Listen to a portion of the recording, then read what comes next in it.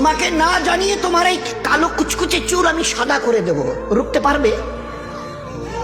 তোমার এই চোখের লাল চাহনি আমি ঝাপসা করে দেব, ঠেকাতে পারবে?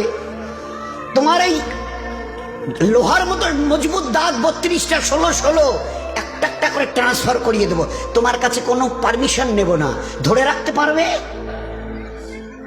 এইভাবে আস্তিন গোটানো মাসল ফোলানো ধরে রাখতে পারবে তো? এরকম করবে না তো? এইভাবে এরকম হবে না তো?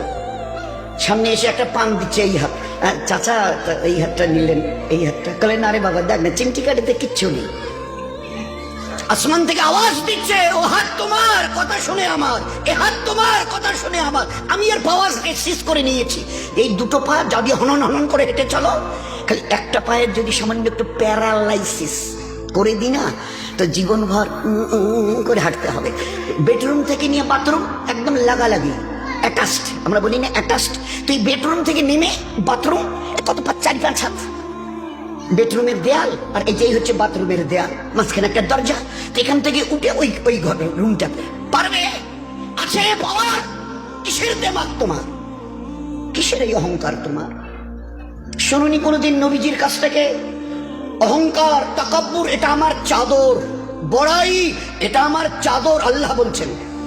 আর আমার চাদর ধরে যে টান দেয় তার ঠিকানা কোথায়? এবার বলেন না, সবাই কম বেশি জানেন।